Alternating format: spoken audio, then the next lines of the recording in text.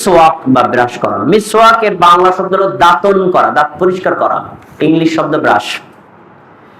মিসওয়াক করা এটা রাসূল সাল্লাল্লাহু আলাইহি ওয়াসাল্লামের একটা গুরুত্বপূর্ণ সুন্নাত। তিনি যে মন্তব্য করেছেন সে মন্তব্য দ্বারা বোঝা যায় তার ইচ্ছা ছিল এটাকে ওয়াজিব বানানো, কিন্তু মানুষের কষ্ট হবে তাই ওয়াজিব করে নাই। কেন? কারণ দাঁত এমন একটা বস্তু, দাঁত কেউ নিয়মিত পরিষ্কার না করলে দুর্গন্ধে তার কাছেই দাঁড়ানো যায় না। ইসলাম কি এইরকম মানে আবর্জনা শিক্ষা দেয় নাকি? আপনি দাঁড়াবেন, আপনার সামনে কথা বললে মুখের গন্ধে আপনার সামনে দাঁড়ানো যাবে না, আপনি কি মুসলিম? মানুষকে কষ্ট দিচ্ছেন। এজন্য ঘুমে যাওয়ার আগে ব্রাশ করবেন, ঘুম থেকে ওঠার পরে ব্রাশ করবেন, 5 ওয়াক্ত ওযু করার সময় ব্রাশ করবেন। অনেকক্ষণ কথা বলেছেন, খাবার খান নাই, তখন আপনার মুখ দিয়ে গন্ধ আসতে পারবে, তখন ব্রাশ করবেন। মিসওয়াক দিয়ে করতে পারেন অথবা স্বাভাবিক ব্রাশ দিয়ে করতে পারেন। এটা কিন্তু একটা গুরুত্বপূর্ণ সুন্নাত। রাসূল সাল্লাল্লাহু আলাইহি সাল্লাম অসুস্থ, মৃত্যুবরণ করার আগে আয়েশাকে বলছেন, মিসওয়াকটা আমাকে দাও, আমি তো হাতে শক্তি পাচ্ছি, আয়েশা তুমি আমার মেসাবতে একটু ডলা দিয়ে দাও। কি বুঝলেন? মৃত্যুর আগ মুহূর্তে তিনি মিসওয়াক করেছেন।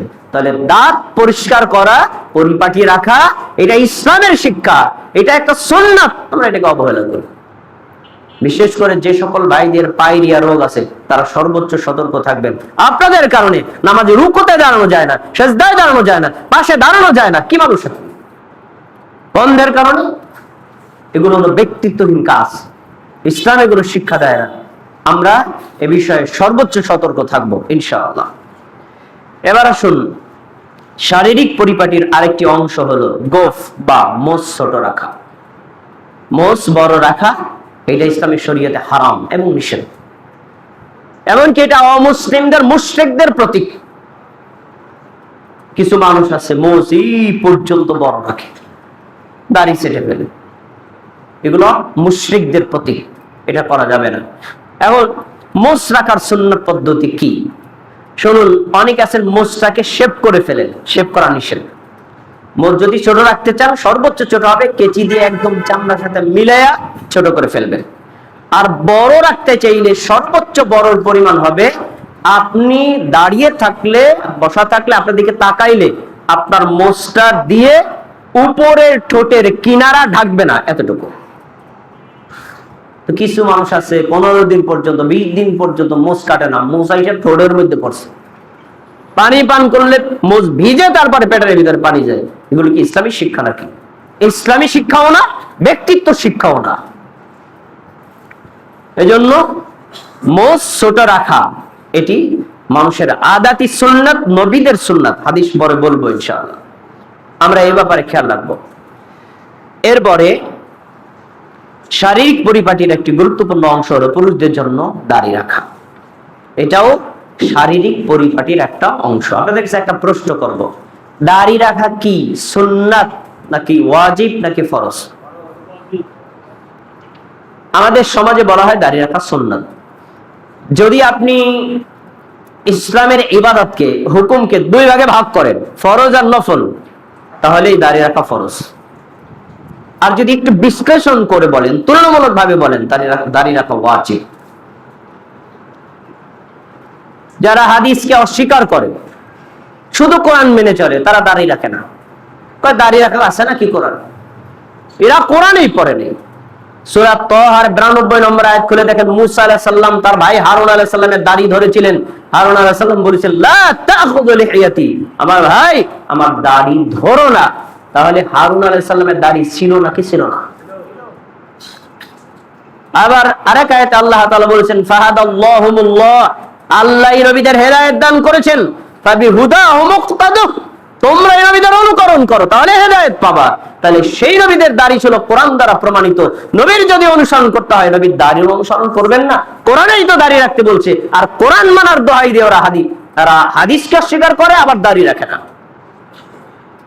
কোরআনেই দাড়ির কথা উল্লেখ করা আছে। এরপরে রাসূল সাল্লাল্লাহু আলাইহি ওয়াসাল্লাম নিজে, আমি দলিল বলছি না সময়ের অভাবে, নিজে দাড়ি রেখেছেন, রাখতে আদেশ করেছেন এবং দাড়ি ছাঁট কাট করতে নিষেধ করেছেন। দাড়ি ছাঁট কাট করা কাফের, মুশরিক, বেঈমান, মুনাফিকদের অভ্যাস, মুশরিকদের অভ্যাস, অগ্নিপূজকদের অভ্যাস বলে উল্লেখ করেছেন। এরপরও কি দাড়ি রাখা ওয়াজিব হবে না? রাসূল নিজে রেখেছেন, ভাই তো সুন্নাত হয়ে গেছে। রাখতে আদেশ করেছেন, সুন্নাতে মুআক্কাদা হয়ে গেছে। অমুসলিমদের বিরোধিতা করতে বলেছেন, ওয়াজিব হয়ে গেছে। দাড়ি সেটে কেটে নারীদের মতো সাদৃশ্যতা অবলম্বন করতে জাহান্নামের ঘোষণা দিয়েছেন, এরপরে বলে দাড়ি এখনো সুন্নাত রয়ে গেছে। দাড়ি রাখা ওয়াজিব, দাড়ি না রাখা হারাম, কাবিরা গুনাহ। এ বিষয়ে অবহেলা করার কোনো সুযোগ নেই। কিছু মানুষ ধর্মকে নিজের মতো ব্যবহার করে। আরে ধর্ম, ইসলাম একটা উদার ধর্ম, দাড়ির মধ্যে কি ইসলাম ঢুকছে নাকি? দাড়ির মধ্যে ইসলাম ঢুকছে না মানে আল্লাহর নবীর চাইতে ধর্ম তুমি বেশি বোঝো? অবশ্যই দাড়ির মধ্যে ইসলাম আছে। দাড়ি মানে পুরুষ, দাড়ি নাই নারী, এটাই প্রমাণ। এই জন্য দাড়ি রাখা এটা ইসলামের শরীয়তের গুরুত্বপূর্ণ একটা বিধান এবং পুরুষদের পৌরুষত্বের প্রতীক। কিছু মানুষ, ইয়ং মানুষ দাড়ি রাখে না, কেন? যে দাড়ি রাখে বিয়ে করা যাবে না, মানুষ বয়স বেশি মনে করবে। চরম মিথ্যা কথা। আমি দুইটা মেয়েকে প্রাইভেট পড়াতাম, ওরা 2 আর 3 পড়ে, বয়স 7 বছর, একজন আরেকজন 5 বছর। আমি ওদেরকে জিজ্ঞেস করলাম, তোমার বাবা বড় না আমি বড়? ওরা বলছে আমার বাবা বড়। আমি বললাম তোমাদের কথা ভুল, দেখো তোমার বাবার মুখে দাড়ি নাই, আমার মুখে দাড়ি আছে, আমি বড়। এখন ওরা দুইজনে বলছে আমার বাবার দাড়ি না থাকলেও আপনার চাইতে আমার বাবা বড়, আর আপনার দাড়ি থাকলেও আপনি আমার বাবার চাইতে ছোট। তা 5 বছর 7 বছরের মেয়ে সন্তান জানে দাড়ির সাথে বয়সের কোনো কানেক্টেড নাই, আর বলছে দাড়ি রাখি বুড়ো মনে হয়। আর একটা সত্য কথা বলে রাখি, আমার এখন বয়স যা, আমাকে আপনারা যেভাবে দেখতে পাচ্ছেন না, আমার বয়স্ক লোক যারা আছে তাদেরকে দেখলে আপনি চিনবেন না, ওদের দাড়ি সবই পেকে গেছে। কেন? দাড়ি যারা বেশি শেভ করে তাদের দাড়ি দ্রুত পাকে, এরপরে তারা রাখতে চাইলেও আর দাড়ি রাখতে পারে না। আর দাড়ি যারা ছাঁচে না, রেখে দেয়, এদের দাড়ি দ্রুত পাকে না। ইসলাম ধর্মের মধ্যে কল্যাণ, আল্লাহ নবীর বিধানের মধ্যে কল্যাণ, আপনি এর উল্টা দিকে গেলে আপনার জন্য অকল্যাণ। বোঝেন না তো বাস্তবতা। এই জন্য ইসলামী শরীয়তে দাড়ির ব্যাপারে জোর দিয়েছে, আপনারা এটা অবহেলা করবেন না। এবং দাড়ি কতটুকু রাখবেন এটা প্রশ্ন, তাই না? শুনুন, রাসূল সাল্লাল্লাহু আলাইহি ওয়াসাল্লাম দাড়ি ছেড়েছেন তার কোনো প্রমাণ নাই। তিনি সব সময় দাড়ি ছেড়ে দিয়েছেন, যেভাবে শুরু হবে। সাহাবীদেরকে এটাই বলেছেন, এ আফাউল লিহা, দাড়ি ছেড়ে দাও, কাটাও যাবে না, ছাটাও যাবে না। তবে বুখারীতে একটা হাদিস আছে, আব্দুল্লাহ ইবনে ওমর রাদিয়াল্লাহু আনহু, তিনি যখন হজ ওমরা শেষ করতেন, ইহরাম থেকে হালাল হওয়ার সময় তিনি এইভাবে দাড়িটা ধরতেন, ধরার পরে অতিরিক্ত অংশটা কেটে ফেলতেন। এই একটা হাদিস আছে একজন সাহাবী থেকে, তিনি হজ ওমরা থেকে হালাল হওয়ার পরে করতেন, সব সময় করতেন, তার কোনো দলিল নেই। তিনি ছাড়া অন্য কোন সাহাবী করতেন, তার কোনো দলিল নেই। এজন্য দাড়ি ছাঁট করা হারাম, দাড়ি ছেড়ে দেওয়া ফরজ। এটা ইবাদত, এটাকে অবহেলা করা যাবে না। এটা ব্যক্তিত্বের একটা পরিচয়। দাড়ি রাখবেন সুন্দর করে, পরিপাটি করে, গুছগাছ করে, আশ্রয় রাখবেন যাতে দেখতে সুন্দর দেখা যায়। এবার আসুন, যদি কারো গায়ে, শরীরের হতে পারে, দাড়ির হতে পারে, বা মোচ হতে পারে, অথবা মাথার চুল হতে পারে, পেকে যায়, কি করবেন? এইটাও একটা ইবাদত। আমাদের সমাজে আমি এক সেলুনে বসলাম, দেখলাম এক ভাইয়ের, উনি ওই সেলুন যিনি চুল কাটেন, উনি বাইসা যেই চুলটা মানে পেকে গেছে ওটা গোড়া থেকে কেটে দিচ্ছেন, কালো গুলো রাখছেন। হারাম। চুল যদি পেকে যায়, রাসূলুল্লাহ সাল্লাল্লাহু আলাইহি ওয়াসাল্লামের সহিহ হাদিস, তিনি বলেছেন যে একটা চুল পাকলে আল্লাহ রাব্বুল আলামিন তোমার আমলনামায় একটা নেকি দিবেন, একটা গুনাহ তোমার আমলনামা থেকে ক্ষমা করে দিবেন। আর চুল পেকে গেলে এটা তোমার ব্যক্তিত্ব, সম্মান, হ্যাঁ ওকর, এটা তোমার জন্য সম্মান। আর আমরা সম্মানটাকে ডিলিট করতে চাই, কেটে।